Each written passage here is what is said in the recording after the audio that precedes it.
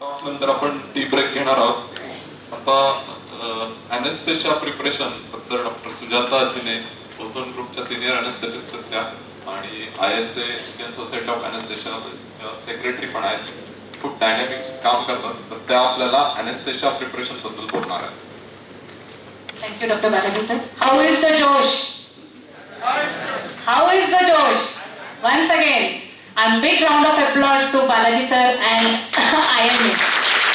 Even our faculties. माझं काम खूप सोपं केलेलं आहे. अजिता मॅडम, प्रमोद सर आणि आधीच्या सगळ्या फॅकल्टीजनी. मी अगदी क्विक रिवाइज करते. अॅनेस्थेशिया प्रिपरेशनसाठी आपल्याला थोडीफार तयारी लागते.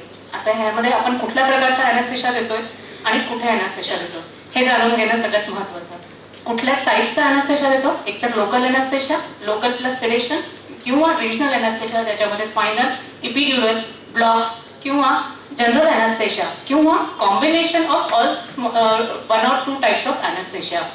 Proper preparation will prevent poor performance. आपल्याला जर का चांगला परफॉर्मन्स हवा असेल तर आपली तयारी अतिशय जोमानी आणि व्यवस्थित पद्धतीने असली पाहिजे.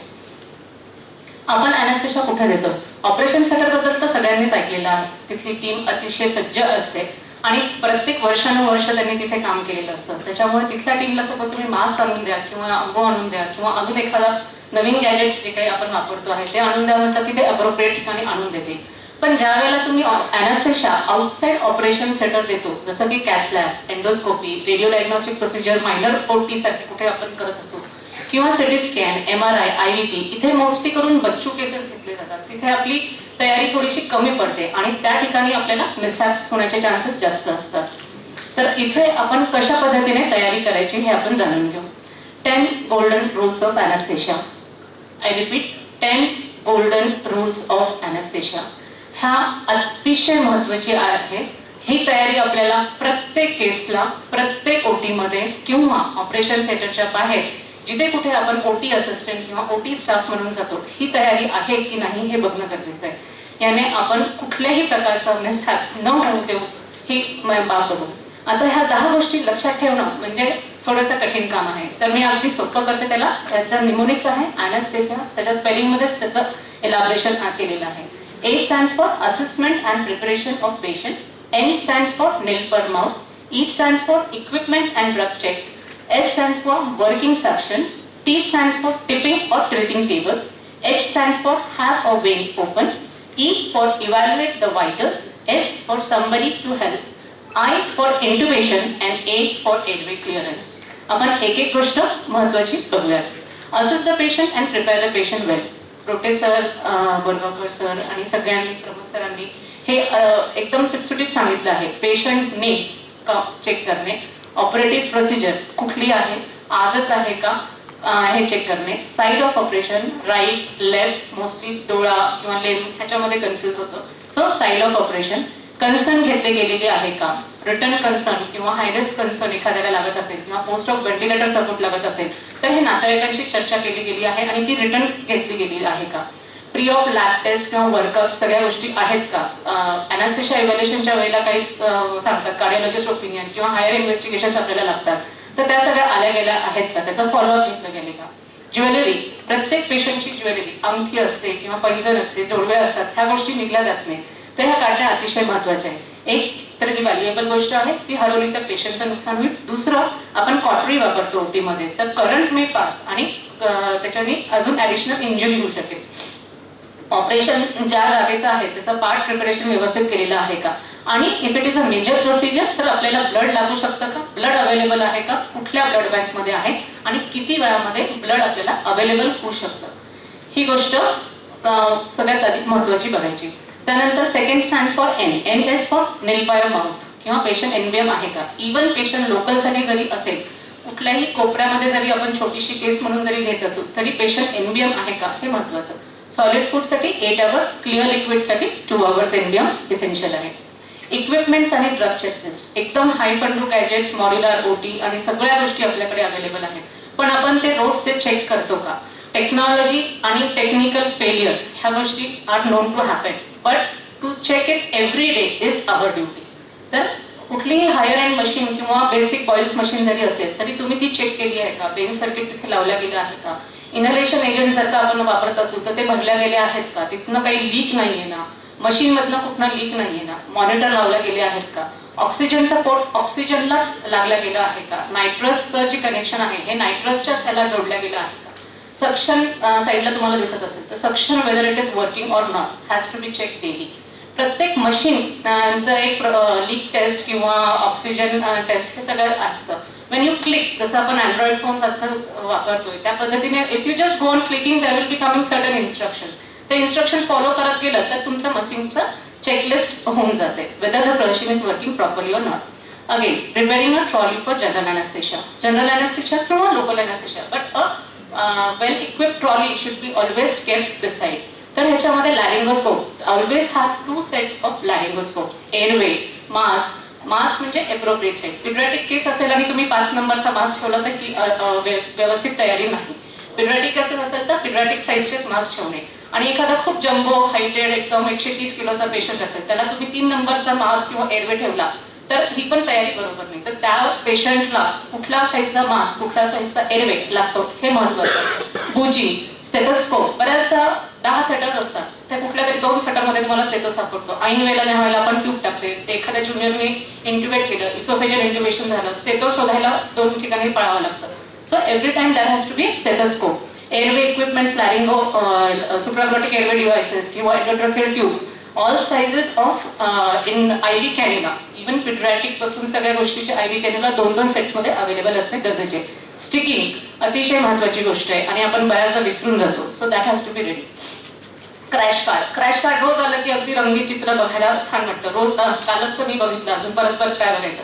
पण रात्रीतनं एखादी इमर्जन्सी केस झाली, त्याला रिससिटेशन लागलं, अरेस्ट झाला किंवा काही झालं आणि त्यावेळेला तुम्ही मॅक्झिमम नंबर ऑफ ड्रग्स त्याच्यातनं वापरले गेले, अट्रोपिन, ॲड्रिनालिन, कॅल्शियम किंवा जे काय आहे, पण ते परत तिथे रिप्लेस झालेत का? दुसऱ्या दिवशी सकाळचा माणूस काय म्हणेल, रात्री तर मी चेक करून गेलो पण नेक्स्ट डे तिथे आहे की नाही हे बघणं परत आपलं गरजेचं आहे.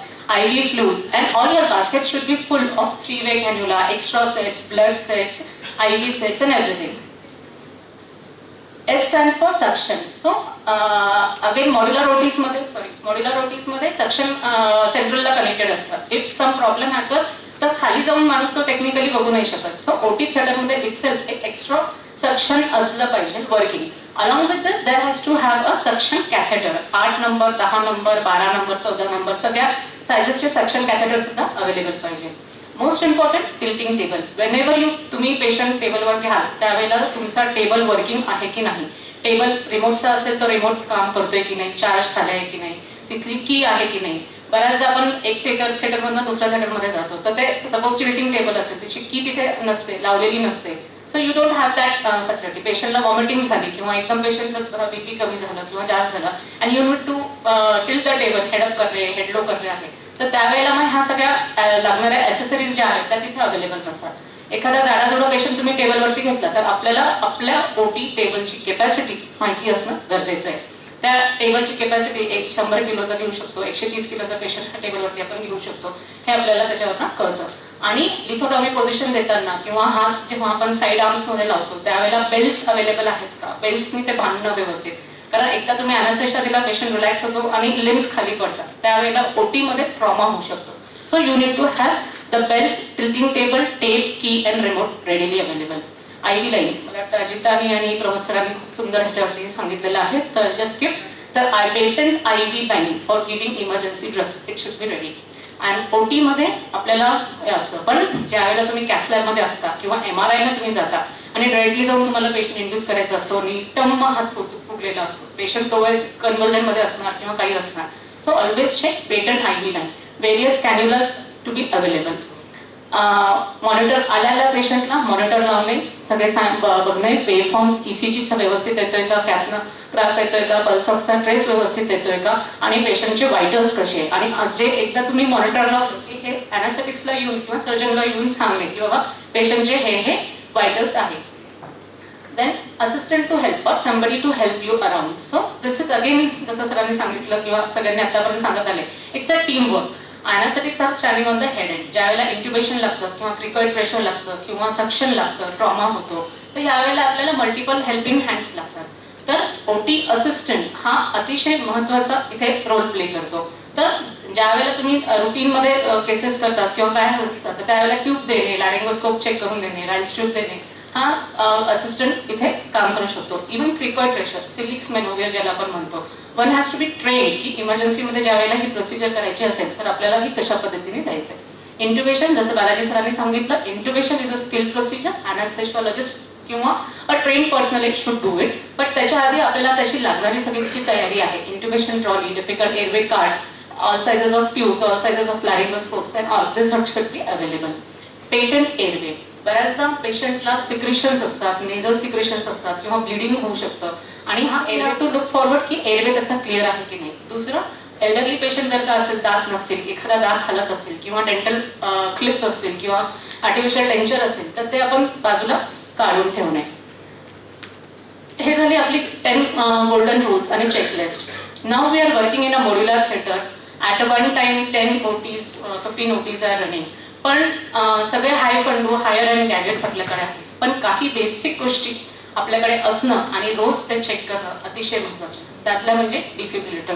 आय थिंक प्रमोद सरांनी भरपूर डिटेलमध्ये सांगितलेलं आहे. कुठेतरी कोपऱ्यामध्ये ठेवलेलं असतं आणि मग ते ज्या वेळेला लागेल त्यावेळेला काढायचं किंवा दिवाळी दसऱ्याला त्याला फक्त हळद कुंकू लावायचं, अशा प्रकारे हे ठेवलं गेलं नाही पाहिजे. तर this has to be charge, plug, strips येत आहेत का आणि त्याचं बाहेर ज्या एखादा क्रिटिकल पेशंट ज्या वेळेस तुम्हाला माहिती आहे लागणार आहे तर त्याचे पॅडल सुद्धा बाहेर काढून ठेवणे आणि त्याला जेली सुद्धा लावून ठेवणे. ऑक्सिजन सिलेंडर, सेंट्रल O2 101% सगळ्या OT मध्ये असतात. बट OT मध्ये सुद्धा किंवा peripheral out of the OT you have to have an oxygen cylinder extra. ह्याला प्रेशर गेज पण असणं गरजेचं आहे, फ्लो मीटर सुद्धा असणं गरजेचं आहे आणि एक ट्युबिंग असणं गरजेचं आहे. जेव्हा करून सेंट्रल ऑक्सिजन कुठल्या कारणानिमित्त फेल झालं किंवा चालू करायला वेळ झाला तर त्यावेळेचा जो हायपॉक्स जे आहे तो आपण अवॉइड करू आणि OT मधलं अवेलेबल जे सिलेंडर आहे ते आपण वापरू शकू. Ambu bag, reservoir, JR circuit आणि reservoir bag, the life saving equipments I will sell. Ambu bag, फक्त अंबू बॅग असणं हे नाहीये. चेक केली का अंबू बॅग OT मध्ये हो आहे, पण फक्त त्यावेळेला बॅग असते, मास्क नसतो किंवा ट्युबिंग नसते किंवा रिझर्वायर बॅग नसते. तर हा कम्प्लीट सेट आहे की नाही हे बघायचं. त्यानंतर JR सर्किट आणि bench circuit. Even higher end machine मध्ये क्लोज सर्किट मध्ये मोठे मोठे हे आहेत, पण सपोज ते नाही झालं किंवा मशीन टेक्निकल एरर आली आणि फेल झाली तर यू नीड टू हॅव दिस हँडी. ह्यामध्ये तुम्हाला एक पिवळं नॉझल दिसत असेल JR सर्किटच्या टिपला लावलेलं. तर हे इथे चूक अशी होते की बऱ्याचदा ते जे हे आहे नॉझल ते तसंच राहतं आणि त्याच्या समोर मास्क लावला जातो. तर ज्यावेळेला तुम्ही पेशंटला व्हेंटिलेट करायला घेता तर ते व्हेंटिलेट होत नाही आणि आपल्याला असं वाटतं अरे कशामुळे पेशंट व्हेंटिलेट होत नाही. तर हे लक्षात ठेवणं गरजेचं आहे की ते पिवळं जे टिप आहे that you have to remove. बऱ्याचदा ते मोठ्या बेंच सर्किटला ट्रान्सपरंट ह्याच्यामध्ये येतं, त्याच्यामुळे ते लक्षात येत नाही. रेड कलरचं असेल तर it is just like a cap. You need to remove that and then use mask over that. बाकी स्पेशल ठिकाणी आपल्याला paediatric equipment kits, difficult airway kits, fibre optic इंट्युबेशनचा सेट, रिजनल अॅनेस्थेशियाच्या वेळेला nerve locator, needles, local anaesthesia, USG machine, spinal tray आणि central लाईनचा tray, अशा पद्धतीने स्पेसिफिक ऑपरेशन, स्पेसिफिक तयारी. डिफिकल्ट एअरवे कार्डमध्ये क्रिकोथायरॉइडेक्टॉमीचा जो सेट आहे तो अतिशय महत्त्वाचा आहे आणि सुप्राग्लॉटिक एअरवे डिव्हाइसेस. फायबर ऑप्टिकच्या तयारीच्या वेळेला screen, white balance, scope, the scope has to be clean very well. Then local जे आपण ट्रान्सट्रक्चरल देतो त्यावेळेला ते आहे का नाही. रिजनल अॅनेस्थेशियाच्या वेळेला अगेन हा स्टराईल ट्रे, स्टेमिप्लिक्स नीडल दोन्ही तिन्ही प्रकारच्या, USG मशीन चार्ज आहे की नाही हे सगळं बघणं गरजेचं आहे. कुठलीही चांगली रेसिपी आपल्याला बनवायची असेल तर अतिशय तयारी लागते आणि एवढी सगळी तयारी केली आणि टेस्ट करायला गेलो तर त्यावेळेला मीठ कमी असतं तर त्याचं तुम्हाला टेस्ट लागणार नाही, तुमची सगळी मेहनत वायाला जाईल. सिमिलरली अॅनेस्थेशिया प्रिपरेशन मध्ये सुद्धा मीठ, that is salt, it is very essential. Suction, airway, laryngoscope and tube. So my take home message is, गेल्या 2 वर्षामध्ये चव लागत नसेल तर आपण OT-PCR करतो आणि अॅनेस्थेशिया प्रिपरेशन मध्ये जर का आपलं मीठ कमी असेल तर आपण OT-PRCचा कोर्स करून घ्यावा. धन्यवाद.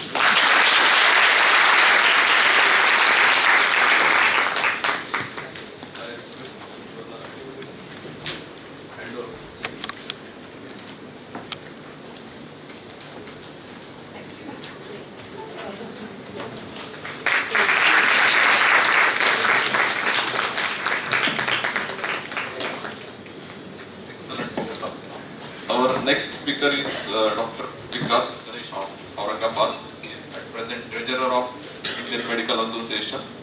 Recently undergone robotic surgery training, and apart from his surgical skill, he is probably the first few marathon runners of Aurangabad. Now I request him to talk on surgical preparation. नमस्कार. जेव्हा मला doctor बालाजीने सांगितलं की surgical प्रिपरेशनवर बोलायचं आहे, प्रश्न पडला की सर्जिकल प्रिपरेशन म्हणजे काय. कारण आता बऱ्याच सर्जनला ते माहिती नसतं. कारण आपण बऱ्याच वेळेस 2-3 ठिकाणी ऑपरेशनला जातो. तर सकाळी देशमुख हॉस्पिटल, दुपारी दहीफळी हॉस्पिटल, संध्याकाळी डॉक्टर बालाजीचं हॉस्पिटल. आणि बऱ्याच सर्जनला असं असतं की 2 वाजता सर्जरी, 2 वाजता पोहोचतात आणि ऑपरेशन करून 3 वाजता पाडून सगळं शिवून बाहेर 3 वाजता बाहेर पडायचं, 4 वाजता दुसरीकडे द्यायचं हा प्रोग्राम. तर आता मी विचार केला की आता हे मला टॉक द्यायचं म्हणजे नक्की काय करायचं, सर्जिकल प्रिपरेशन म्हणजे काय. तर आता आपण जेव्हा सर्जिकल डायग्नोसिस करतो पेशंटचं एखाद्या, की त्या मोमेंटपासून जे विचार येतात सर्जनच्या मनामध्ये की आता ऑपरेशन कधी करणार, कसं करणार, कुठल्या थिएटरमध्ये करणार, इन्स्ट्रुमेंट्स काय असतील, इक्विपमेंट काय असतील, अॅनास्थेटिस्ट कोण असणार, ह्या सगळ्यांचा विचार म्हणजे basically surgical preparation.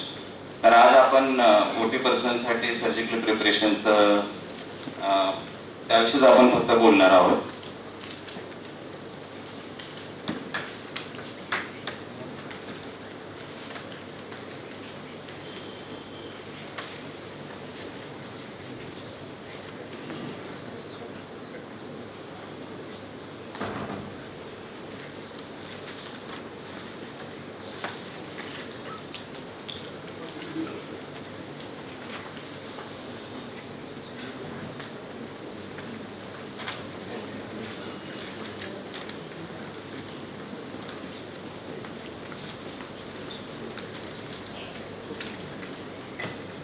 So every preparation and planning done after taking decision of surgery on a patient after surgical diagnosis हे आपण सर्जिकल प्रिपरेशन म्हणतो.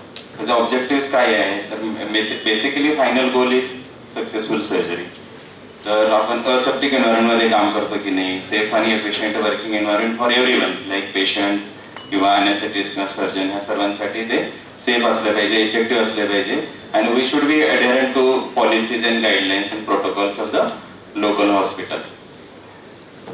मी आता म्हटल्याप्रमाणे it starts with perioperative period आणि प्लेस हे मेनली ऑपरेशन थिएटर असतं, पण even pre op आणि पोस्ट ऑफ रूमचा पण याच्यामध्ये सहभाग असतो. आणि मेनली ऑपरेशन थिएटर्स आपण जरी म्हटलं की आपल्याला मेजर ऑपरेशन थिएटर असतात, तरी मायनर ऑपरेशन असेल किंवा जनरल स्पेसिफिक डिपार्टमेंटच्या सर्जरीज असतील किंवा अल्ट्रा स्टेराईल ऑपरेशन थिएटर्स असतात किंवा modular non modular operation theatres येतात त्याच्यामध्ये. आणि persons involved basically surgical team, जसं आपल्या आतापर्यंत स्पीकरनी सांगितलेलं आहे. त्याच्यामध्ये medical, paramedical, even non medical persons are involved. आणि सर्जिकल प्रिपरेशन हायली सब्जेक्टिव्ह, कारण there are many variants and factors involved. पण काही institutes they have come out with operation theatre manuals. तर ऑपरेशन थिएटर मॅन्युअल्सची जास्त डिटेल न जाता मी हे सांगतो की हे फक्त बेसिकली आपल्याला पॉलिसीज आणि गाईडलाईन्स ठरवून देतात to have one desired surgical outcome. तर त्याच्यामध्ये इव्हन ओटीचं स्ट्रक्चर, ॲडमिनिस्ट्रेशन किंवा पेशंटशी कसं बोलायचं, कन्सेंट कसा घ्यायचा किंवा स्टाफचा कंडक्ट कसा असावा, जसं बरोबर सरांनी आता सांगितलं, किंवा सर्जिकल इक्विपमेंट्स असतील, इन्स्ट्रुमेंट्स असतील किंवा काही सर्जिकल प्रोसिजरची माहिती दिलेली असते त्याच्यामध्ये, ते ओटी पर्सनलला आणि सर्वांनाच माहिती पाहिजे.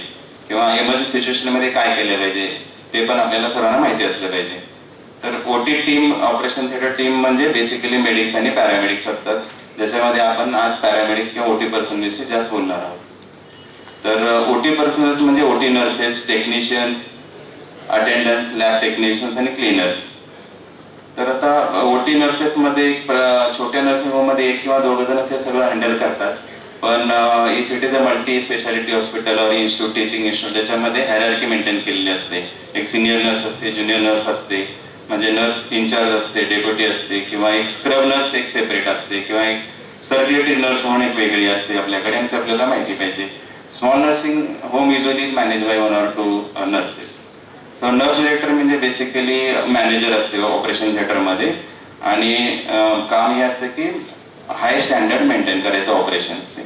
सेकंड असतं की nursing supervisor, basically junior to or second in charge, but basically watchdog in operation theater. आणि day to day running of operation theatre हे नर्सिंग सुपरवायझरनी केलं जातं. थर्ड कॅटेगरी येते scrub nurse. Now scrub nurse is very important person in operation theatre, standing next to surgeons usually. So this works directly with surgeon in sterile field. There are many responsibilities. खूप काम असतात या surgical scrub नर्सला. म्हणजे ऑपरेशनच्या अगोदर स्वतः wash-up होणं, सगळे इन्स्ट्रुमेंट ट्रॉलीवर लावून घेणं, ऑपरेशनच्या मध्ये असिस्ट करणं किंवा इन्स्ट्रुमेंट्स पास करणं आणि एंड ऑफ द सर्जरीला परत काउंट घेणं, सॉब निडल्स ह्या गोष्टी व्यवस्थित आहेत की नाही बघणं, हे सगळं इम्पॉर्टंट काम स्क्रब नर्सचं असतं. अँड बेसिकली सर्जिकल नर्सला should have reasonably good knowledge of surgical steps because he is directly involved with surgery with the surgeon. आणि लिगल रिस्पॉन्सिबिलिटी पण सर्जन एवढीच असते. मी यासाठी लिगल रिस्पॉन्सिबिलिटी म्हणतोय की आता बऱ्याच वेळेस अशा घटना घडत आहेत सगळीकडे की समजा कुठे मॉब विसरला किंवा निडल राहिल्या पेशंटच्या बॉडीमध्ये आणि बऱ्याच ठिकाणी केसेस घडतात आणि तुम्हाला वाटत असेल की फक्त सर्जन रिस्पॉन्सिबल असतो तोच मार खाईल, पण नाही. आजकाल पूर्ण ऑपरेशन थिएटरमध्ये कशाला हॉस्पिटलमध्ये येऊन लोक मारतात, तुम्हाला पण आणि सर्वांना. म्हणजे ते पूर्ण गेटकीपर बसणं मारायला सुरू करतात. त्याच्यामुळे असं तुम्ही मनातलं काढून टाका की आता मी फक्त असिस्ट करणार आहे आणि सर्जन जेलमध्ये जाणार आहे, तसं नाहीये. त्याच्यामुळं तुम्हाला लिगल रिस्पॉन्सिबिलिटी असलीच पाहिजे.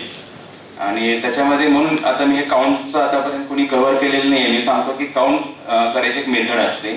त्याच्यामध्ये 2 व्यक्ती इन्व्हॉल्ड होतात, एक स्क्रब नर्स आणि सर्क्युलेटर नर्स किंवा असिस्टंट. आणि काउंट करत असताना प्रत्येक गोष्ट हातात घ्यायची असते आणि सांगायचं असतं. मी आता राऊंड बॉडी ड्रिल घेतली, 1 2 3 असं मोठ्याने बोलायचं, समोरच्याने पण ऐकायचं असतं. आणि समजा त्याने सांगितलं की नाही तू चुकलास, you start again from the first. म्हणायचं नाही माझं बरोबर आहे तुझं चुकलंय, परत चालू करायचं. कारण दोघांनी मान्य केलं पाहिजे ती गोष्ट. आणि आपण रेकॉर्ड बोर्ड पण ठेवू शकतो किंवा काही वेळेस रेडिओ आयडेंटिफायर्स पण असतात जसे की मॉबमध्ये असतात, ते पण वापरू शकतो. आता इनकरेक्ट काउंट आला तर काय करायचं? शेवटी सगळं होऊन पण आपण बघितलं आणि इनकरेक्ट काउंट आला तर अशा वेळेस इमिजिएटली सर्जनला सांगायचं, इन्फॉर्म करायचं की आता काउंट मिळत नाही, एक निडल सापडत नाही किंवा मॉब सापडत नाही आणि तुम्ही थांबा आता ऑपरेशन तुमचं. म्हणजे ॲब्डोमेन ओपन केलं असेल तर क्लोज नका करू. ऑपरेशन थिएटरच्या बाहेर कुणालाही जाऊ द्यायचं नाही, कोणी पर्सन बाहेर नाही गेला पाहिजे. आणि आपण जी गोष्ट हरवली ते थोडं सर्च मारायचा एव्हरीवेअर म्हणजे पेशंटच्या बॉडीमध्ये, पेशंटच्या अंगावर, आपल्या अंगावर, स्टाफच्या अंगावर किंवा शेजारी टाइमपास करत असणाऱ्या ओटी असिस्टंटच्या अंगावर, सर्वांच्या अंगावर शोधायचं ते. आणि समजा तरी नाही सापडलं फिजिकल सर्च नंतर तर आपण यूज ऑफ टेक्नॉलॉजी करू शकतो, जणू काही एक्सरे काढणं.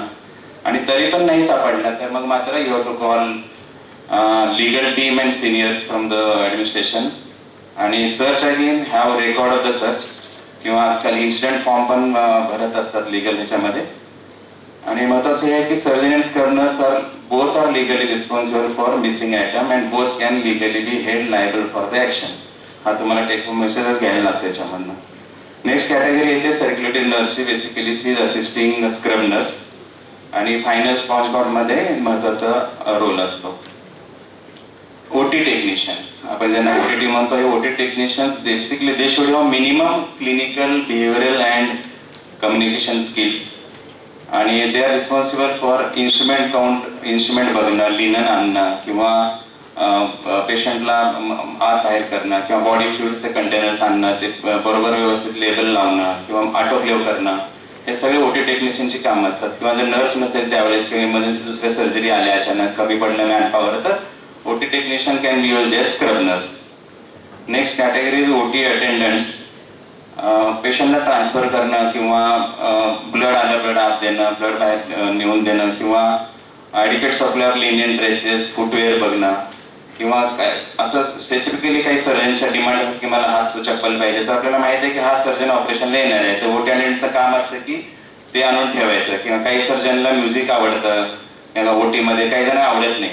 मला आठवतंय मी दूध हॉस्पिटलमध्ये असताना बोरवकर सर जेव्हा एंट्री मारायचे गेटमध्ये, आम्ही असायचो ऑपरेशन थिएटरमध्ये वर, तर तिथं गेटमध्ये आल्यानंतर तिथला सेक्युरिटी आम्ही ठेवलेला खास, तो सांगायचा फोन करून आम्हाला की बोरवकर सरांची गाडी आली आता.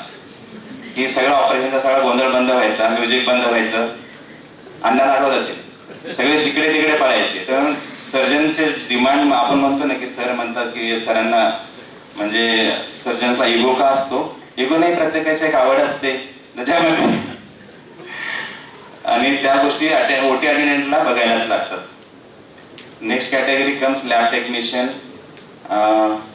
काही स्मॉल लॅब टेस्ट असतात आपण ओटी मध्ये करू शकतो किंवा ब्लड सॅम्पल कलेक्ट करणं किंवा हिस्टोपॅथ स्पेसिमेन घेणं आणि त्याचा रेकॉर्ड ठेवून याचं काम असतं. नेक्स्ट कॅटेगरी कम्स ओटी क्लिनर्स, एक इम्पॉर्टंट काम आहे. प्री आणि पोस्ट ऑफ त्यांना करायला लागतं आणि प्रोटोकॉल फॉलो करायला लागतं. स्टँडर्डायझेशन असतं, काही ऑब्जेक्टिव्ह पॅरामीटर्स असतात. आणि बेसिकली हे ओटी क्लिनिंग कंटिन्युअस प्रोसेस असते. म्हणजे ऑपरेशन थिएटर सुरू होण्याच्या आधी केलं आणि नंतर करणं असं नसतं. कधी ऑपरेशन करताना मध्ये ब्लड उडतं, युरिन इकडे तिकडे पडते. अशा वेळेस आपण आत उभं राहिलं पाहिजे आणि कुठेतरी कोपऱ्यात थांबलं पाहिजे, कारण सर्जनने किंवा अनेस्थेटिस्टने खून केली ते काम करायला आलं पाहिजे तिकडे. व नुसतं बोटाने खून करणार बऱ्याच वेळेस सर्जन, तर अशा वेळेस आले पाहिजे. बाहेर जाऊन म्हणजे बिड्या पिण्यात काही अर्थ नाही, मध्ये थांबलं पाहिजे ओटी क्लिनर्सने ॲट द सेम टाइम. आणि हे सगळं आपण काय एवढं सिरियसली ऐकतोय किंवा शिकतो नेहमी, कारण कुठल्याही गोष्टी असतं ज्याच्यामध्ये असतं की सक्सेसफुल सर्जरी तो आपण एन्जॉय करतो. End result is always seen, appreciated आणि एन्जॉयड. आता मी तुम्हाला एक नेक्स्ट क्लिप दाखवणार आहे व्हिडिओ. तुम्ही बऱ्याच वेळेस बघितलेलं असणार ते, तरी पण तुम्ही आज पण एन्जॉय करणार मला माहिती आहे.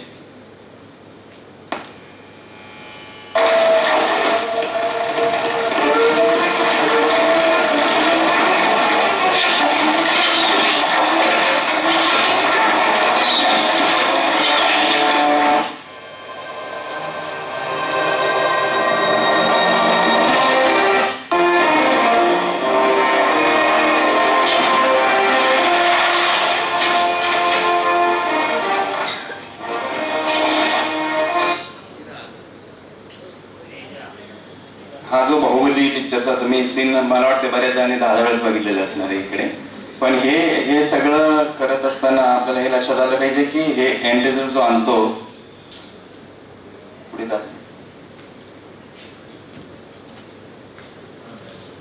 त्याच्या मागे बऱ्याच लोकांचे कष्ट असतात, बरेच वेळ गेलेला असतो, प्लॅनिंग असतं, डेडिकेशन असतं.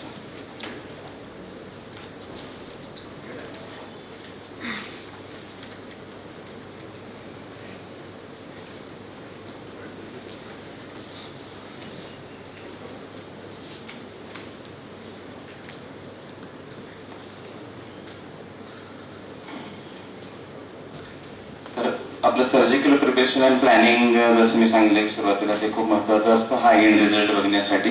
आणि एंड रिझल्ट ऑपरेशन थिएटर म्हणजे बेसिकली सक्सेसफुल सर्जरी. तर हा प्रिपरेशन खूप गोष्टी येतात, पण त्याच्यामध्ये मी फक्त सायलेंट फीचर्स या ठिकाणी सांगतो. पेशंट आयडेंटिफिकेशन हे कव्हर केलेलं आहे ऑलरेडी. आणि ओटी स्टाफ जेव्हा पेशंट आत येतो तेव्हा कसं बिहेव करायचं याचं पण सरांनी सांगितलं आपल्याला. पण मला एक सांगायचं की पेशंटला आपण जेव्हा आत घेतो तेव्हा त्याची मातृभाषेत बोलण्याचा प्रयत्न करा. त्याच्या सोबत असलेल्या गोष्टी असतात, काही ड्रेसेस असतात किंवा लहान मुलांनी टॉयज आणलेले असतात त्याच्याविषयी चर्चा करायची, किंवा पेशंटच्या अंगावर टॅटूज असतात त्याच्याविषयी गप्पा मारायच्या, किंवा पेशंटची हेअरस्टाईल असते काही वेळेस आपण बघितलेली त्यांच्याशी बोलायचं. म्हणजे असं हे पेशंटला ॲट इज आपण ऑपरेशन थिएटरमध्ये वाटलं पाहिजे की बाबा आपण इथं काही वेगळं घडणार नाही आपल्यावर, आणि you show that you care about the patient.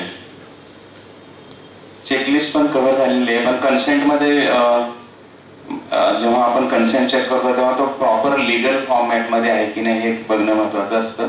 आणि मायनर्समध्ये सिनियर्सनी कोणी सिग्नेचर केलेलं आहे का ते बघायला लागतं. असेप्टिक टेक्निक आणि प्रिन्सिपल्स हे डिटेल्स न जाता मी एवढं सांगतो की ignorance in this aseptic technique principle is not accepted in operation theatre, कारण त्याचे रिस्क खूप असतात, मॉर्बिडिटी आणि मॉर्टॅलिटी खूप जास्त झालेली असते. सर्जिकल ओटी अटायरमध्ये क्लीन आणि स्टराईल क्लोथिंग हे इम्पॉर्टंट असतं, ज्याच्यामध्ये स्क्रब सूट किंवा हेड कव्हर्स असतात, ड्रेस कोड्स असतात बऱ्याच ऑपरेशन थिएटरला, किंवा इव्हन ID कार्ड्स असतात. ओटी पर्सनलना ओटी इक्विपमेंटची माहिती पाहिजेच असते, पूर्ण डिटेल्स, ज्याच्यामध्ये ओटी टेबल असो की लाईट असो किंवा सक्शन मशीन. आणि हे सगळ्या गोष्टी नुसतं माहिती असूनच चालत नाही, तर आपल्याला त्या प्रत्येक पेशंटच्या अगोदर आणि नंतर त्या चेक करायला लागतात की बरोबर काम करतात की नाही. आता ह्या व्हिडिओमध्ये फक्त एक एक्झाम्पल म्हणून दाखवतो, एक साधं सक्शन मशीन असतं पण त्याला किती पार्ट्स आहेत बघा, आणि त्या प्रत्येक पार्ट्सची माहिती तुम्हाला असायला लागते.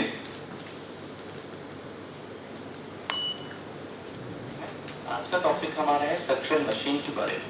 सर वो कलेक्शन जो कंटेनर होता है इसे आपस में जोड़ता है. दिस इज जस्ट एन एग्जांपल की प्रत्येक इक्विपमेंटची डिटेल माहिती तुम्हाला असायला लागते. से जो ट्रैकिया है या फिर नेजोफेरिंजियल जो भी डिस्चार्ज नीचे की तरफ जाता है ट्रैकिया में या फिर गले में जो भी.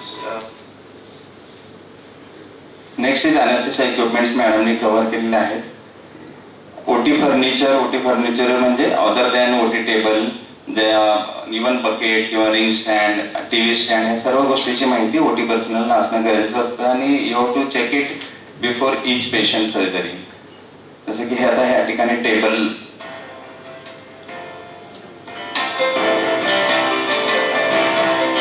तुमच्यापैकी बरेच जण ऑलरेडी ऑपरेशन थिएटरमध्ये काम करत असल्यामुळे तुम्हाला या गोष्टी माहीतच असणार आहे, पण जे नवीन आहेत, जे नवीन एनरोल झाले त्यांच्यासाठी ती थोडीशी माहिती आहे.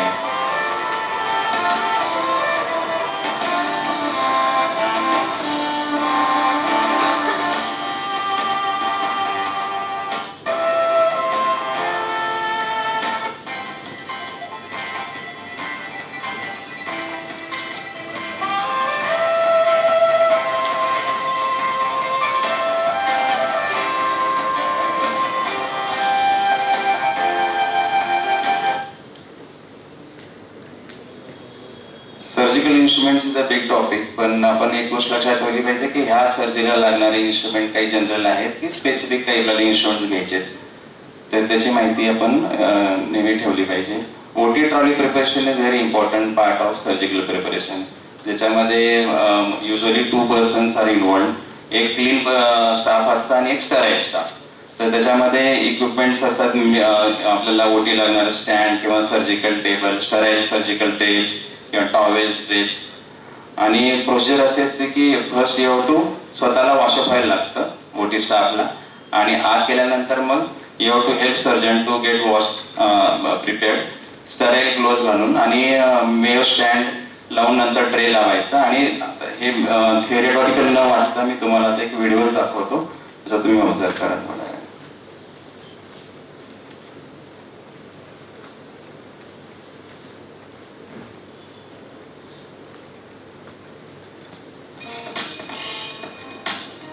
आता ही फ्री ऑफ रूम आहे आणि याच्यामध्ये हा जो व्यक्ती काम करतो तो क्लीन आहे, म्हणजे स्टराईल नाही आहे. 2 जे टाईप असतात त्याच्यामध्ये क्लीन आणि स्टराईल. हा clean person is going to take हे सगळे इक्विपमेंट्स गोष्टी घेऊन, स्टराईल गोष्टी घेऊन आता ऑपरेशन रूम मध्ये जाणार. स्वतः स्क्रब नर्स या ठिकाणी वॉशअप होऊन ट्रॉली कशी लावायची याचं डेमॉन्स्ट्रेशन या ठिकाणी दाखवतो.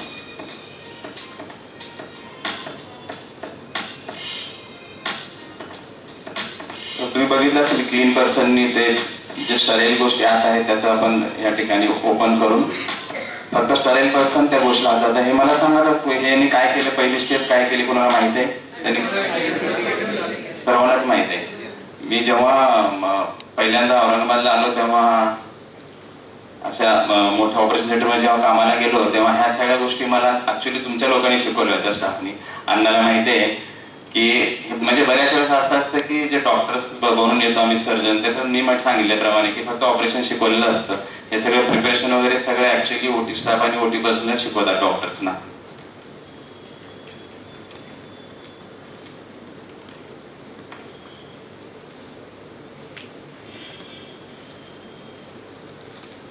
टेक होम मेसेज असं आहे की surgical preparation basically starts at diagnosis of surgical diseases आणि it requires multi-speciality and teamwork, and everyone is equally responsible including surgeon and even OT staff.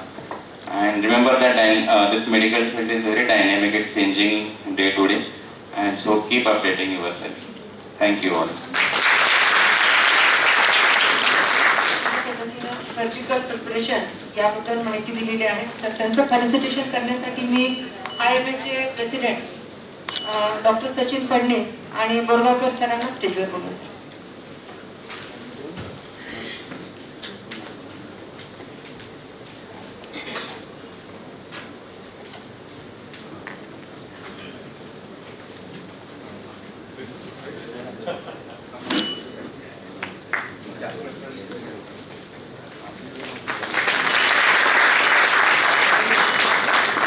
Thank you doctor Vikas Deshmukh. यानंतर आता एक 10 मिनिटाचा ब्रेक आहे आणि ब्रेकचे medical association Aurangabad, doctor Balaji Asegaonkar आणि Ozone anaesthesia team यांच्या संयुक्त विद्यमाने आज आपण इथे ओटी असिस्टंटचा जो प्रोग्राम घेतलेला आहे, या प्रोग्रामसाठी आज आपण एक छोटेखानी दीप प्रज्वलनाचा, कुठल्याही कार्यक्रमाची जेव्हा आपण सुरुवात करतो किंवा कुठल्याही कार्यक्रमाच्या मध्ये आपण दीप प्रज्वलन हा एक महत्त्वाचा भाग असतो. आणि या दीप प्रज्वलनासाठी मी इंडियन मेडिकल असोसिएशनचे प्रेसिडेंट डॉक्टर सचिन फडणीस यांना आमंत्रित करते. त्याचबरोबर इंडियन मेडिकल असोसिएशनचे joint secretary doctor Rajendra Shewale sir यांना स्टेजवर आमंत्रित करत आहे. Doctor Balaji Asegaonkar Ozone anaesthesia group आणि doctor Ashish Agarwal.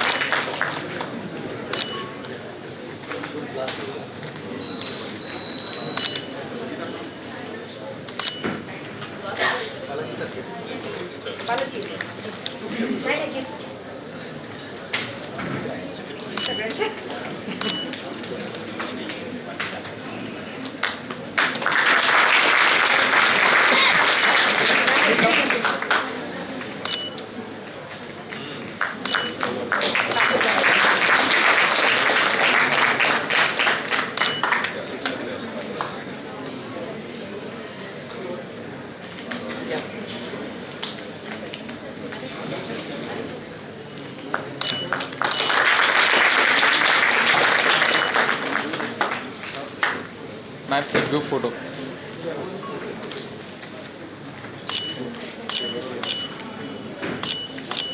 Thank you.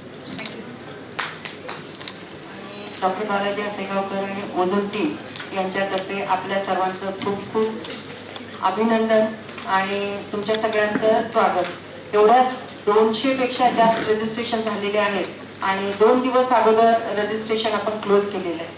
तर आम्हाला असं डॉक्टर बालाजींची संकल्पना अशी होती की आपल्याला OT असिस्टंटसाठी कोर्स घ्यायचा आहे आणि जवळजवळ 1 ते 1.5 महिन्यापासून याच्यावर काम चालू आहे. आणि तुम्हाला सांगते की सर्जनसाठी किंवा डॉक्टरच्यासाठी कॉन्फरन्सेस तर नेहमीच होतात, पण OT मध्ये जे मुलं काम करतात आणि ती खरंच ऑपरेशन थिएटरमधली एक मेन कडी आहे. कारण मी स्वतः सर्जन आहे, मला ह्या सगळ्या गोष्टींची जाण आहे की जर माझा असिस्टंट चांगला असेल आणि तो जर एक्सपर्ट असेल, ट्रेन असेल, तर जे आपण पेशंटचं आउटकम जे असतं किंवा पेशंटचा जो रिझल्ट असतो तो 100% किंवा त्याच्यापेक्षा सुद्धा चांगला येतो. तर त्यासाठी आम्हाला ॲज अ सर्जन म्हणून असं वाटलं की आपण बाकीच्यांना ट्रेनिंग देतो, तर त्यापेक्षा सुद्धा OT असिस्टंटला ट्रेनिंग देणं अतिशय महत्त्वाचं आहे. आणि या प्रोग्राम मधून मी आपल्याला ग्वाही देऊ इच्छिते की इतके चांगले लेक्चर्स आहेत, म्हणजे तुम्हाला सांगण्यासाठी एक गर्वाची गोष्ट आहे की आम्हाला डॉक्टर्सचे फोन आले की तुमचा जो टाइम टेबल किंवा जो हे बनलेला आहे, फ्लो चार्ट जो बनलेला आहे, तर आम्हाला पण रजिस्ट्रेशन मिळेल का. पण आम्ही त्यांना सांगितलं की तुमच्यासाठी आम्ही वेगळा कोर्स घेऊ, कारण जर आपण यामध्ये डॉक्टर्सला मिक्स केलं असतं तर मग त्याच्यामध्ये जे आम्हाला तुम्हाला मॉरल किंवा जे तुम्हाला जो मेसेज द्यायचा आहे की OT असिस्टंटसाठी काय काय गरजेचं असतं आणि किंवा तुम्ही ऑलरेडी एक्सपर्ट आहात, पण यामध्ये सुद्धा तुम्हाला हे एक रिफ्रेशमेंटसाठी हे खूप चांगली गोष्ट आहे की तुमचे जे नॉलेज आहे त्याच्यामध्ये आणखी काही भर होते का. तर या दृष्टीने हा कोर्स घेतलेला आहे. आपण इथं आलात, मला असं वाटतं जास्त बोलण्यात वेळ न घालवता आपण जास्तीत जास्त लेक्चर्स कसे अटेंड करू शकाल आणि त्याच्यातून नॉलेज कसं मिळेल हे महत्त्वाचं आहे. आपण इथं सगळे आलात त्याबद्दल IMA आणि ओझोन ग्रुप आपल्या सगळ्यांचं खूप आभारी आहे.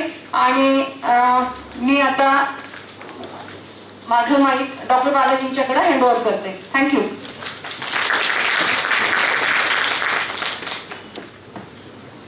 हा प्रोग्राम IMAच्या पूर्ण सहकार्यामुळेच होऊ शकलेला आहे. त्याच्यामुळं मी स्वतः आणि सगळेच आम्ही IMAचे आभारी आहोत. नेक्स्ट टॉपिक थोडासा स्पीकर मध्ये चेंज झालेला आहे. OT फ्युमिगेशन आणि ऑटोक्लेव्ह ETO हा खूप महत्वाची आपल्यासाठी बाब आहे. जे काय ओटीत काम करतात. आणि त्याच्यावर मंगला दुधडे हरबडे मॅडम बोलणार आहेत. त्या असोसिएट प्रोफेसर आहेत गव्हर्नमेंट मेडिकल कॉलेज औरंगाबाद इथे, आणि इन्फेक्शन कंट्रोल कमिटी जी गव्हर्नमेंट मेडिकल कॉलेजमध्ये आहे त्यांच्यामध्ये त्यांचा खूप महत्वाचा रोल आहे. याशिवाय ते हॉस्पिटल अक्वायर्ड इन्फेक्शन वगैरे अशासाठी ट्रेनर म्हणून पण आहेत मॅडमचा व्हास्ट एक्सपिरियन्स आहे या फील्ड मधला. तर मी आता मॅडमला नम्र विनंती. मी तुम्हाला थोडक्यात ओटी फ्युमिगेशनच्या डिफरंट मेथड्स आहेत ज्या आपल्याला लागतात, आणि त्याचे स्वॅब सगळे तुम्ही GMC ला पाठवत होते फ्रॉम द प्रायव्हेट हॉस्पिटल. आम्ही सध्या ते स्वॅब्सचं टेस्टिंग बंद केलेलं आहे, पण मी तुम्हाला डिफरंट मेथड्स सांगते ज्या की तुम्ही तुमच्या हॉस्पिटलमध्ये जर मायक्रोबायोलॉजी सेक्शन असेल आणि तुमचं हॉस्पिटल जर NABL ॲक्रिडेटेड असेल तर you can report it authentic. तुम्ही फ्युमिगेशन लावायचं नसतं. त्याच्या आधी तुम्हाला प्रॉपर क्लिनिंग ऑफ ओटी करणे गरजेचं आहे. क्लिनिंग ऑफ द ओटी, सरफेस डिसइन्फेक्टंट. तुम्ही कोविडच्या काळात ऐकलं असेल की सरफेस डिसइन्फेक्टंट जे फ्लोर डिसइन्फेक्टंट आहे that should be first cleaned with a cleansing agent. That should be first cleaned with a cleansing agent and followed by disinfection with proper disinfectant. तुम्हाला सोप्या भाषेत सांगते की आपण जे यूज करत होतो ते 3 bucket सिस्टीम होती. 3 bucket system it was use for mopping the floor.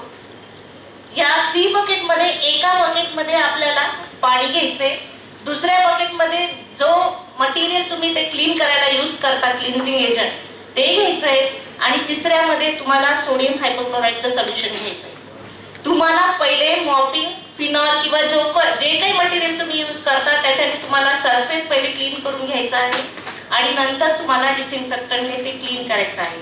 Daily तुम्ही ओटी किती वेळ क्लीन करायला पाहिजे, तर daily cleaning of the OT should be done before the ओटी गेट स्टार्ट. मधल्या केसेसमध्ये 2 केसेसमध्ये तुम्हाला परत ओटी क्लीन करायची आहे, आणि जेव्हा तुमचे केसेस संपतील त्याच्यानंतर तुम्हाला टर्मिनल क्लिनिंग ओटी करणं फार गरजेचं आहे. आणि thorough wash of the OT should be done once a week. तर आपण सांगितलेलं आहे की आठवड्याला तुम्ही thorough wash of the OT with soap and water करायला पाहिजे. सरफेसेस सगळे टेबल्स वगैरे याचं सगळं क्लिनिंग झालं पाहिजे. आणि जर तुमची ओटी नवीन कन्स्ट्रक्टेड असेल तेव्हा सुद्धा तुम्ही थरो वॉशिंग ऑफ ओटी हे झालंच पाहिजे. आणि तुम्हाला ह्या क्लिनिंगचे स्टेप्स आता ही बघा, दिस कम्स अंडर डर्टी ओटी. सगळं त्या ओटी मध्ये सामान ठेवलेलं आहे. So this should not happen. Cleaned ओटी जर तुम्हाला काही गोष्टी लागत नसतील तर त्या गोष्टी बाहेर नेऊन ठेवा. फक्त ओटी टेबल सर्जन सगळं घरच्या सारखं दिसते ते. तुम्ही सगळे पाहत असाल की दिस इज नॉट अ गुड ओटी. दिस इज अ क्लीन ओटी, मॉड्युलर ओटी. आणि हा दुसरा जो पिक्चर दाखवलेला आहे, बऱ्याच वेळेस आपण काय करतो, सरफेसच क्लीन करून टाकतो ओटीचे. जे ओटी लॅम्प आहे त्याचं बरेच वर्ष क्लिनिंग होत नाही. इन्स्ट्रुमेंटच्या ट्रॉलीजचे जे आहे त्याचं क्लिनिंग व्हायला पाहिजे. तर लक्षात ठेवा हे सुद्धा तुम्हाला क्लीन करायचं आहे. Terminal cleaning. आता टर्मिनल क्लिनिंग हे वीकली करायचे.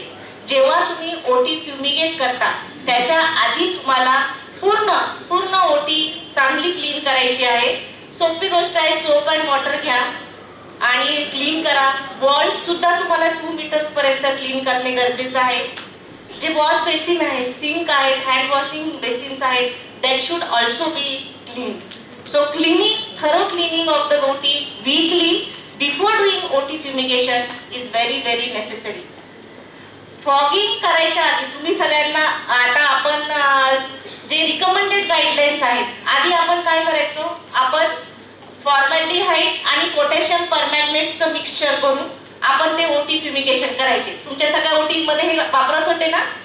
आणि आपण आपली ओटी 48 आवर्स क्लोज ठेवायचो आणि 2 दिवस आपल्याला जेव्हा तुम्ही ते स्वॅब्स पाठवायचे त्या रिपोर्ट यायला तुम्हाला 7 दिवस लागायचे. आणि तोपर्यंत तुम्ही ओटी बंद नव्हते ठेवत. You are carrying out the operations. पण जेव्हा तुमचा स्वॅब सोमवारी report it is not working positive यायचा त्यावेळेस तुम्ही मात्र घाबरून जायचे. तर आता सध्याच्या रिसेंट गाईडलाईन्स प्रमाणे रिकमेंडेड गाईडलाईन्स कोणत्या कोणत्या आहेत ते मी तुम्हाला सांगणार आहे. फॉगिंग बद्दल सांगते थोडंसं की आता सध्या फॉर्मॅल्डिहाइड आणि पोटॅशियम परमॅग्नेटाइड हा आपण हे वापरत नाही. याचं कारण असं आहे की it is a known carcinogen. जो पर्सन हा फ्युमिगेशन करतो किंवा लावतो तो त्याला कॅन्सर व्हायची शक्यता असते ह्या फॉर्मॅल्डिहाइड प्रोडक्ट बद्दल. म्हणून आपण हे सध्या हे प्रोडक्ट बंद केलेले आहे. त्याच्याऐवजी आपण एरियल डिसइन्फेक्शन म्हणतो. तुम्हाला सगळ्यांना माहिती आहे फॉगिंग आणि याच्यासाठी आपण फ्लॉगर्स मेथड हे यूज करतो. या मेथड मध्ये काय असतं तर नेमली it content the disinfectant H2O2, ग्लुटाल्डिहाइड, QAC based product. आपल्याकडे जे फ्लॉगर्स आपण यूज करतो ते तुम्ही पाहिले असेल, जे ते प्रिपेअर करतात फ्लॉगर्सचं मटेरियल आपल्याला रोज डायल्युशन मध्ये ते प्रिपेअर करावं लागतं आणि आपण H2O2 विथ सिल्वर असं प्रोडक्ट वापरतो. पण सध्या CDCने असं रिकमेंड केलं की इन्स्टेड ऑफ युजिंग आपल्याला रोज डेली त्याचं सोल्युशन प्रिपेअर करावं लागतं because it has silver and H2O2. So instead of that त्याच्याऐवजी CDCने असं रिकमेंड केलेलं आहे की वेपराइज H2O2 फॉर्म यूज करा. या वेपराइज H2O2 फॉर्मचा ऍडव्हान्टेज असा आहे की आपल्याला त्याचं डायल्युशन प्रिपेअर करायची गरज नाही आणि ते ड्राय फॉगिंग आहे आणि त्याचा कॉन्टॅक्ट टाइम फक्त 45 मिनिटं आहे. जेणेकरून या फॉगरचा टाइम ज्याच्यात H2O2 आणि सिल्वर आहे त्याचा कॉन्टॅक्ट टाइम 2 तास आहे.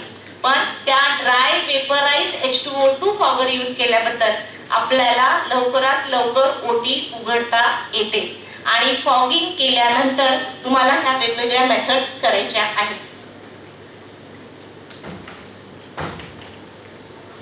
ओटी फ्युमिगेशन का बरं करायचं असतं तर air is an important vehicle for transmission of many pathogenic organisms.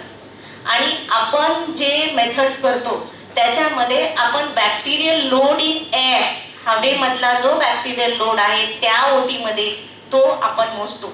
त्याला ह्या वेगवेगळ्या मेथड्स आहेत.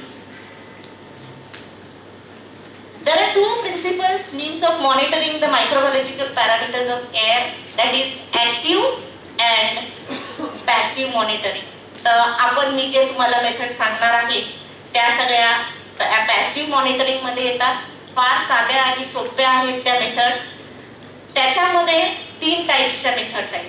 पहिली आहे सेटल प्लेट मेथड, दुसरी आहे एरोबिक कल्चर मेथड आणि तिसरी आहे aerobic culture methods.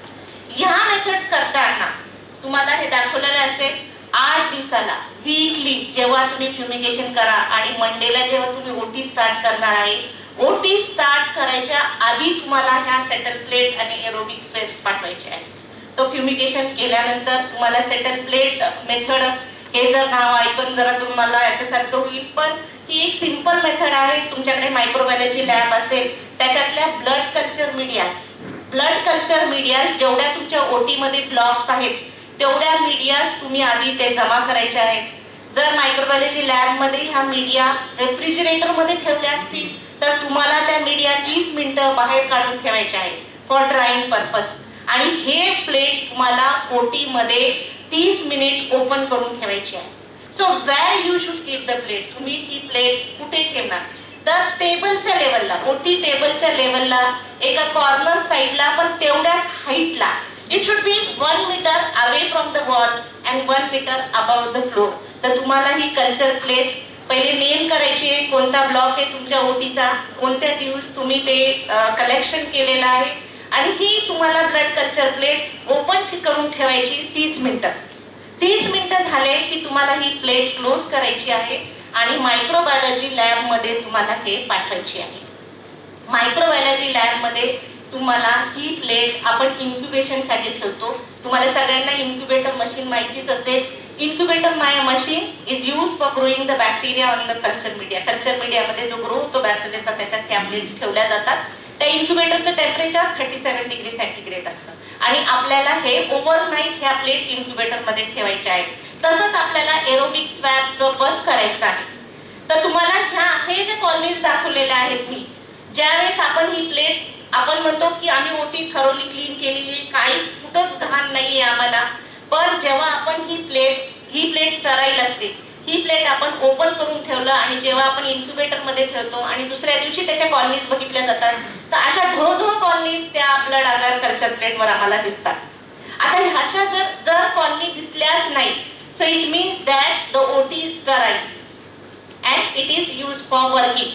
But if the culture plate, it comes, the blood culture plate shows the colony. आणि याचं इंटरप्रिटेशन कसं करायचंय ते तुम्हाला मी सांगणार आहे. This is the procedure of the settle plate. मी ते तुम्हाला सांगितलेलं आहे. इंटरप्रिटेशन आपल्याला असं करायचं आहे, जर लेस दॅन 10 बॅक्टेरियल कॉलनीज असेल, लेस दॅन 10 बॅक्टेरियल कॉलनीज असेल तर colony count is within the permission limit and we can use the OT. आपण OT यूज करू शकतो. पण जर त्या कल्चर प्लेट मध्ये, मी जी प्लेट तुम्हाला दाखवली त्याच्यामध्ये जर मोर दॅन 10 कॉलनीज असतील किंवा एक कॉलनी स्टॅफिलोकोकस ऑरियसची असेल किंवा एक कॉलनी स्युडोमोनास एरोजेनसची असेल किंवा एक फंगल कॉलनी जर तुम्हाला दिसली तर आपण सांगतो की the colony count is not within permissible limit and we should not use the OT. मग आपला जो रिपोर्ट आहे आपण असा पाठवतो की OT is not working satisfactory. मग याच्यानंतर तुम्हाला काय करायचं आहे, तुम्हाला परत OT क्लीन करायची आहे. सोप अँड वॉटरनी क्लीन करा आणि तुम्ही फ्युमिगेशन साठी परत सेटल प्लेट मेथड किंवा एरोबिक मेथड करायची आहे. ही एक मेथड तुम्हाला मी सांगितलेली आहे. दुसरी मेथड जी आहे आपल्याला वीकली करायची आहे ती आहे एरोबिक कल्चर मेथड. आपण जी कल्चर मेथड वापरत होतो त्याला आपण एनएरोबिक कल्चर मेथड म्हणत होतो. ह्या एनएरोबिक कल्चर स्वॅबचा आपल्याला 8 दिवसानंतर रिपोर्ट मिळत होता. पण आता सध्या आपण सेटल प्लेट आणि एरोबिक कल्चर प्लेट वीकली करणं गरजेचं आहे according to recommended guidelines. Aerobic culture मध्ये तुम्हाला काय करायचं आहे, 4 ठिकाणाहून स्वॅब्स घ्यायचे आहेत आणि हे जे कॉटन स्वॅब आहे those should be pre wetted with the normal saline. तर तुम्ही पहिले ड्राय स्वॅब घेत होता, एरोबिक साठी ड्राय स्वॅब घेतात, पण एरोबिक कल्चर साठी आपल्याला swab should be deep in the saline. आणि कोणत्या पार्ट्स पासून तुम्हाला स्वॅब घ्यायचे, ओटी टेबल पासून, ओटी लाईट पासून, एनेस्थेशिया मशीन पासून आणि इन्स्ट्रुमेंट ट्रॉली. तर या 4 ठिकाणी तुम्हाला pre wetted swab with saline पाठवायचे आहे. मायक्रोबायोलॉजी लॅबला तुम्हाला हे स्वॅब पाठवायचे आहेत. लॅब मध्ये आल्यावर हे स्वॅब आम्ही ब्लड अगर कल्चर प्लेट असेल त्याचे 8 भागामध्ये आम्ही ते डिवाइड करतो कॉर्डंट मध्ये आणि वेगवेगळे स्वॅब्स त्या वेगवेगळ्या याच्यामध्ये इनॉक्युलेशन केले जातात. परत ही जी कल्चर प्लेट आहे आपण इन्क्युबेटर मध्ये ठेवतो आणि दुसऱ्या दिवशी आपण रिपोर्ट कसा करतो, जर त्याच्यात आपल्याला कॉलनीज दिसल्या तर आपण परत सांगतो की जर ते OT is not working positive. But if there is no growth the OT is sterile. तर ही सिंपल मेथड आहे. रिकमेंडेड गाईडलाईन्स नुसार ह्या मेथड्स आहेत ज्या आपण वीकली करू शकतो. सेटल प्लेट मेथड आणि एरोबिक कल्चर मेथड. आता जर तुमची एरोबिक कल्चर रिपोर्ट जर तुमचा पॉझिटिव्ह आला, इट शोज द ग्रोथ, तर ते म्हणायचे की OT is not within the permission limit and it is not working satisfactory. नंतर काय करायचे तुम्हाला, you have to clean the OT with soap and water, you have to use disinfectant for instruments, refumigation of OT is done and then again the OT swab has to be done. आता हे settle plate आणि aerobic culture method आहेत त्या तुम्हाला आठवड्याला करायच्या आहेत. पण एनोरोबिक कल्चर मेथड तुम्ही कधी करणार, ज्यावेळेस तुमची OT न्यूली OT कन्स्ट्रक्टेड आहे किंवा काही रिनोव्हेशन झाल्या. बरेचसे सिस्टर्स वगैरे OT मधले विचारतात आम्हाला की मॅडम आम्ही एकच तर फरशी काढली OT मध्ये, आम्ही त्याला रिनोव्हेट OT कसं म्हणायचं. तर त्याचा अर्थ तसा नाही. जर तुम्ही ते फरशी काढली तर त्याच्यामध्ये माती वगैरे असतील आणि स्पोर्स ऑफ दीज एनोरोब्स त्याच्यामध्ये असू शकतात. अशा वेळेस ते आपण रिनोव्हेट OT मध्येच घेतो आणि तुम्हाला तर हे माहिती आहे की हे आपण जर नवीन OT असेल किंवा रिकन्स्ट्रक्टेड किंवा रिनोव्हेटेड OT असेल तर आपण 3 वेळेस OT स्वॅब पाठवतो. तर हे OT स्वॅब तुम्हाला सगळ्यांना माहिती आहे. OT table, OT light, anaesthesia machine, instrument trolley, floor and the walls which are present in the tape. तर हे आपल्याला एका कल्चर मीडियम मध्ये टाकायचे. लक्षात घ्या, एनोरोबिक कल्चर मेथड साठी for growing the anaerobes we need a anaerobic culture medium आणि ती कल्चर मीडियम आपण कोणती वापरतो, RCM. सगळ्यांना माहितीच असेल, रॉबर्टसन कुक मीडियम मध्ये एका बॉटलच्या ह्याच्यामध्ये हे जे RCM ची मीडियम मी दाखवलेले contain the meat particles. These are used for growing the anaerobes. ते स्वॅब तुम्हाला या मीडियम मध्ये डीप करायचे आहेत आणि हे मीडियम विथ द स्वॅब हे तुम्हाला इन्क्युबेटर मध्ये 7 दिवस ठेवायचे आणि 7 दिवसानंतर तुम्हाला त्या जर टर्बिडिटी दिसली त्या RCM मीडियम मध्ये तर टर्बिडिटी क्लिअर असेल तर नो प्रॉब्लेम.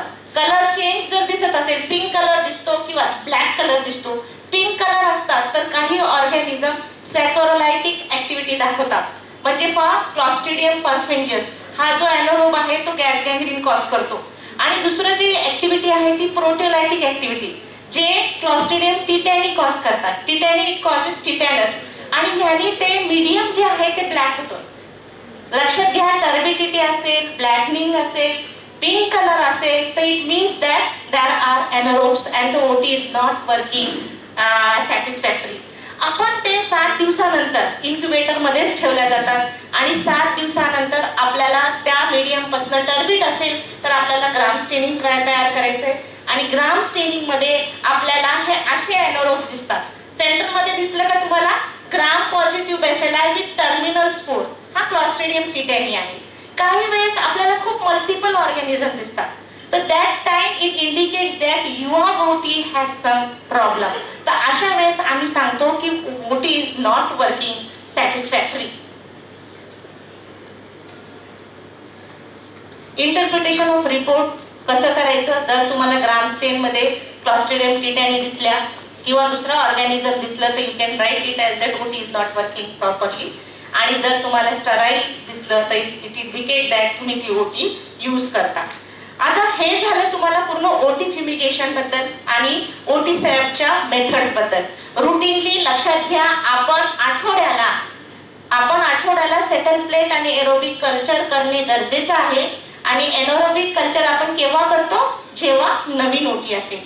आता मी याच्यानंतर तुम्हाला काही इम्पॉर्टंट टिप्स देणार आहे. तुम्हाला सगळ्यांना माहिती आहे तुमच्याकडे ऑटोक्लेव्ह आहे, तुमच्याकडे ETO मशीन आहे, पण डीस मशीन मध्ये याचं मेकॅनिझम पण तुम्हाला माहिती आहे. पण जर तुमची OT किंवा तुमची लॅब किंवा तुमचं हॉस्पिटल जर NABL accredited तुम्हाला करायचं असेल तर what should be the format you should be ready with. तुम्हाला कोणत्या फॉर्मॅटची गरज आहे? काम तर आपण सगळेच करतो पण डॉक्युमेंटेशन करणं पण फार गरजेचं आहे. तर डॉक्युमेंटेशन करणं is very necessary after doing the work. Sterilisation बद्दल मी सांगणार नाही जास्त डिटेल, तुम्हाला सगळ्यांना डेफिनेशन माहिती आहे. Process, this is a process. Sterilisation is a process where article surface medium they are freed from the organisms. आता ऑर्गॅनिझम कोणते फ्री होतात स्टरलायझेशन मुळे? तर जे ऑर्गॅनिझम व्हेजिटेटिव्ह फॉर्म आणि स्पोर फॉर्म मध्ये असतील असे दोन्ही फॉर्म डिस्ट्रक्शन कशाने होतं? तर स्टरलायझेशन. तर मग काही इन्स्ट्रुमेंट साठी आपण स्टरलायझेशनच यूज करायला पाहिजे. फॉर एक्झाम्पल ETO म्हटले तुम्ही, ETO हे रबर किंवा कॅथेटर साठी यूज करतो आपण. त्याचं टेम्परेचर 55 डिग्रीच असतं. पण जर आपण मेटल इन्स्ट्रुमेंट जे ऑपरेटिव्ह साठी यूज करतो आणि ते इन्स्ट्रुमेंट आपण जर ETO मध्ये स्टरलाइज केलं तर it will not be properly sterilise. तर स्टरलायझेशन वापरण्यासाठी आपल्याला ऑटोक्लेव्हच तिथे वापरावा लागेल. लक्षात येतंय? सगळ्यांना कळतंय ना? So this is the process which you should know. Disinfection तुम्हाला सगळ्यांना माहिती आहे, पॅथोजेनिक ऑर्गॅनिझम आपण किल करतो. असेप्सिस बद्दल, असेप्टिक पण माहिती आहे तुम्हाला, असेप्टिक क्रीम बद्दल तुम्ही ऐकलेलं आहे. हे जे आहे हे इम्पॉर्टंट थिंग मी तुम्हाला दाखवू इच्छिते. एक क्लासिफिकेशन आहे मेडिकल डिव्हाइसेससाठी. कोणतं डिव्हाइस साठी आपण कुठलं यूज करायला पाहिजे? तर Spaulding classification is use for medical devices. आणि या स्प्लॉटिंग क्लासिफिकेशननी 3 मध्ये ते डिवाइड केलेले: critical device, semi critical device आणि नॉन क्रिटिकल डिव्हाइस. सो जे मटेरियल, ज्या मटेरियल डायरेक्टली आपल्या बॉडीच्या साईट मध्ये एंट्री करतात, जे इन्स्ट्रुमेंट्स किंवा त्या मटेरियलला आपण method of sterilisation is the only recommended method. आणि त्याच्यासाठी या मेथड मध्ये आपण काय काय स्टरलाइज करायचं? Surgical instrument, implant, prosthesis, rigid endoscope, syringes आणि निडल्स. आणि जे सेमी क्रिटिकल डिव्हाइस आहे ते इंटरमिजिएट रिस्क मध्ये येतात. आणि याच्यामध्ये कोणते कोणते मटेरियल और आयटम्स येतात? Those items which are in contact with mucous membrane और बॉडी फ्लूइड. याच्यासाठी आपल्याला disinfection high level disinfectant use करायचा आहे. याच्यात कोणते येतात? Equipment, respiratory equipment, non invasive, flexible endoscope, bed pens and urine bottles. आणि नॉन क्रिटिकल आहे त्याच्याबद्दल मी तुम्हाला एक टेबल दाखवणार आहे. हे items in contact with intact skin यांना आपण डिसइन्फेक्शन इंटरमिजिएट किंवा लो लेवल करणार आहे. Non critical patient items, for example stethoscope, आपलं बीपी ॲपरेटस, जे मशीन्स आहेत त्याला काय काय यूज करायचं हे मी तुम्हाला शेवटच्या टेबलमध्ये दाखवणार आहे. स्टरलायझेशन बाय हीट जे आपण ऑटोक्लेव्ह बद्दल सांगते, ऑटोक्लेव्ह बद्दल सांगते थोडं की autoclave it comes under the moist heat. स्टरलायझेशनच्या फिजिकल मेथड आहे ड्राय हीट आणि मॉइस्ट हीट. ड्राय हीट मध्ये तुमच्याकडे हॉट एअर ओव्हन आहे का नाही मला माहिती नाही हॉस्पिटलमध्ये, पण ऑटोक्लेव्ह हा मॉइस्ट हीट अंडर येतो. तर मॉइस्ट हीटचं मेकॅनिझम काय आहे? या मॉइस्ट हीटचं ऑटोक्लेव्ह बद्दल डिटेल याच्यासाठी सांगते मी की these are commonly use in hospital. The mechanism of action is it kills the bacteria by denaturation and coagulation of the protein. फक्त त्याला हीट देऊन, हॉट एअर ओव्हनला काय असतं, फक्त आपण हीट करतो त्या इन्स्ट्रुमेंटला 160 degree centigrade for 1 hour and these are use for glass materials. Hot air oven जी इन्स्ट्रुमेंट आहे, पण जे ऑटोक्लेव्ह आहे that has the mechanism of moist heat. समजून घ्या, मॉइस्ट हीटचं जे मेकॅनिझम ऑफ ऍक्शन आहे ते काय थोड्या प्रमाणात डिफरंट आहे की जेव्हा मॉइस्ट हीट किल कसं करतं बॅक्टेरियाला, तो it produce the saturated steam. जेव्हा वेपर्स किंवा वॉटर बॉईल होतं, वेपर्स फॉर्म होतात, these vapours they form the saturated steam. आणि सॅच्युरेटेड स्टीम कंडेन्स झाले की लेटेंट हीट फॉर्म होतात. आणि याच्यात जे मेकॅनिझम आहे it has a high penetration capacity so that it pierces the material which contain the bacteria. तर जो लोड तुम्ही ठेवलेला आहे इन्स्ट्रुमेंटचा, जो रॅप करून जो रोल तुम्ही ऑटोक्लेव्ह मध्ये ठेवता, तर हे direct penetration of latent heat goes inside the load. आणि जर त्या मटेरियलवर ऑर लोडवर बॅक्टेरिया असेल तर ही पेनिट्रेशन कॅपॅसिटी इतकी पॉवरफुल असते ते it goes inside the bacteria. आणि बॅक्टेरियाचं कंटेंट तुम्हाला माहिती आहे 80% of the bacterial content is water. So what does it do? It penetrates the bacteria, increase the water level of that bacteria and it completely kill the bacteria. आणि त्याच्यामुळे आपण म्हणतो की autoclave is most efficient and reliable method for sterilization. Working of autoclave सगळ्यांना माहितीच आहे. 121 degree सेंटीग्रेडला आपण work करतो. 15चं त्याचं प्रेशर असतं आणि 15 मिनिट्स असतात. याचं प्रिन्सिपल अगदी सोपं आहे. आपल्या घरी सगळ्यांच्या प्रेशर कुकर असतात. प्रेशर कुकरला एक लीड वगैरे असतं, कंटेनर असतं, त्याच्यात आपण आपलं जे अन्न शिजवायचंय ते ठेवतो. सेम मेकॅनिझम, खाली आपण पाणी टाकतो, मटेरियल वरती ठेवतात. Same principle is of autoclave. So autoclave when water boils, principle माहिती पाहिजे तुम्हाला. Water boils in close container under the increase pressure, the temperature of steam increase inside rises about 100 degree which destroy the bacterial spores. आणि मग तुम्हाला सांगितलेलंच आहे की it produce the saturated steam.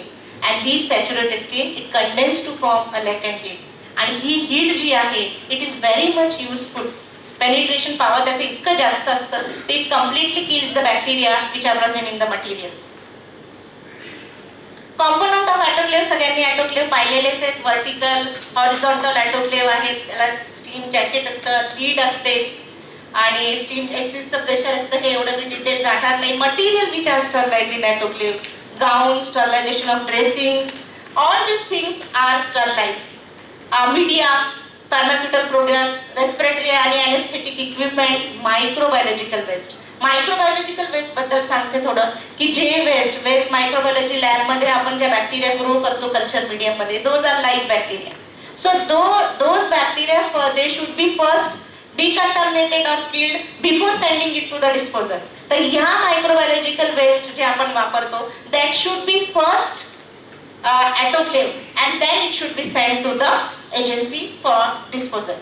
Sir microbiological waste हे आपल्या preparation of मीडियासाठी वेगळं autoclave वापरायला पाहिजेत आणि मायक्रोबायोलॉजिकल वेस्ट साठी वेगळं ऑटोक्लेव्ह वापरायला पाहिजे. स्टरलायझेशन कंट्रोल, एव्हरी इन्स्ट्रुमेंट मध्ये तुमचे स्टरलायझेशन कंट्रोल टाकल्यास गेले पाहिजेत आणि ते व्यवस्थित येतात का ते बघायला पाहिजेत आणि व्यवस्थित येणंच नाही that should be documented in a resistor. NABL accredited lab मध्ये हे सगळं ते ऑडिटर बघतात.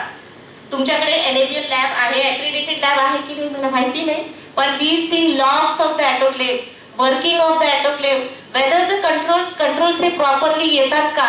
autoclave tapes आहेत. autoclave tapes ही येलो कलरची हे असते आणि जेव्हा आपण autoclave मध्ये ठेवतो स्टरलायझेशन प्रोसेस झाल्यानंतर हा टेपचा कलर ब्लॅक कलर होतो. हे सुद्धा कट करून आपल्याला रजिस्टर मध्ये चिटकावं लागतं. It is a documented proof that you are working in the hospital. Otherwise it indicate that. Madam, एखादा ड्रम ॲटोक्लो केलेले तर ते किती दिवसापर्यंत वापरू शकतो? म्हणजे आता ॲटोक्लो करून बंद केलेले तर 5 दिवसानंतर यूज करू शकतो का? नाही सर, तसं नाही. किती दिवसापर्यंत? बरं मी सांगते. ETO बद्दल, ऑटोक्लेव्ह बद्दल सांगितलं. ऑटोक्लेव्हचं जे ऍडव्हान्टेज आहे ते तुम्हाला सगळ्यांना माहिती आहे. युजफुल आहे, लो कॉस्ट आहे, नॉन टॉक्सिक आहे, leave no product on the material. ETOचं कसं आहे, त्या प्रोडक्टवर मटेरियल राहतात आणि त्याच्यासाठी आपल्याला परत एक डिगॅसिंग स्टेप करायची असते. Simple technology, sterilisation cycles are fast and easy to control and monitor. ETO gas sterilization, these are the sterilization where we are using ethylene oxide as a gaseous form. आणि हे जे आहे याचं एक डिसएडव्हान्टेज आहे ETO gas स्टरलायझेशनचं की colourless gas that is flammable आणि एक्सप्लोसिव्ह आहे, but it is non corrosive and highly penetrating. हे ETO मशीन्स आहेत. या प्रोसेस जो ETOचा आहे तो कॉन्सन्ट्रेशन ऑफ 700 मिलीग्राम पर लिटरला कॅरीड आउट होतो. याची ह्युमिडिटी 70 to 80% असते आणि तुम्हाला हे 38 डिग्री सेंटीग्रेडला 1 आवरला तुम्ही कॅरी आउट करू शकता. याच्या वेगवेगळ्या स्टेजेस आहेत. ETOच्या वेगळ्या स्टेजेस आहेत. प्री कंडिशनिंग स्टेज, ज्याच्यात आपण एअर रिमूव्ह करतो चेंबरपासून. स्टरलायझेशन ऑफ मटेरियल टाकायच्या आधी तुम्हाला ETO गॅस त्या इन्स्ट्रुमेंट मध्ये सोडावा लागतो आणि स्टरलायझेशन मटेरियल करताना तुम्हाला 4 पॅरामीटर्स लक्षात घ्यावे लागतात. Gas concentration, temperature, relative humidity and exposure time. आणि एरिएशन म्हणजे तुमचं जे झाल्यानंतर स्टरलायझेशन झाल्यानंतर तुम्हाला डिगॅसिंग फॉर 8 to 12 आवर्स करणं गरजेचं आहे. तर ETO मध्ये हे सगळं तुम्ही करायला पाहिजे. युजेस आहेत ETOच्या: heat sensitive and moisture sensitive material, heat lung machine, हे आपण सगळं यूज करू शकतो. Plastic packaging, catheters, respirators and dental equipments, wound dressing, multiple lumen tubings, हे सगळं आपण त्या ETO मशीन मध्ये स्टरलाइज करू शकतो. Advantage of ETO it has a large chamber capacity, long duration त्याचा आहे, हायली डिफ्युसिबल आहे, penetrating areas cannot be reach by the steam, तिथे ते पोहोचतं. Use for plastic, metal and rubber materials. Disadvantage of ETO असा आहे की it is highly inflammable, explosive होऊ शकतो. हे त्याच्यामध्ये पण तुम्हाला स्टरलायझेशन कंट्रोल वापरायचे आहेत. बायोलॉजिकल कंट्रोल्स आहेत, केमिकल कंट्रोल्स आहेत आणि फिजिकल कंट्रोल्स आहेत. हे तुम्हाला वापरता आलं पाहिजे. डिसइन्फेक्शन ऑफ युज्ड इक्विपमेंट, जे तुमच्या OT मध्ये जे लागणारे इन्स्ट्रुमेंट आहे हे कशाने तुम्ही डिसइन्फेक्ट करायला पाहिजे. सोप, डिटर्जंट किंवा अल्कोहोल वाईपनी तुम्ही स्टेथोस्कोप, BP ॲपरेटर्स, थर्मोमीटर्स याला वेगवेगळे कंटेंट आहे. Alcohol is a common disinfectant which is use. पण जे रबर कंटेनर आहेत त्याच्यासाठी तुम्ही 2% ग्लुटाल्डिहाइड वापरायला पाहिजे. These are my references. All CDC चे जे रेफरन्सेस आहेत ज्यांनीकडून prevention of hospital infection control मध्ये आहेत ते रेफरन्सेस आम्ही घेतलेले आहेत. Thank you very much. Thank you, madam, for detailed presentation. Now I request Dr. Pramod Apsingekar to please.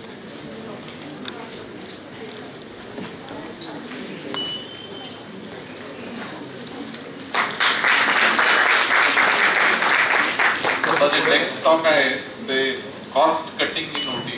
हा खूप जिव्हाळ्याचा विषय सगळ्यांचा. हॉस्पिटलचा तर खूपच जिव्हाळ्याचा विषय आणि मी ते थोडंसं अवघड काम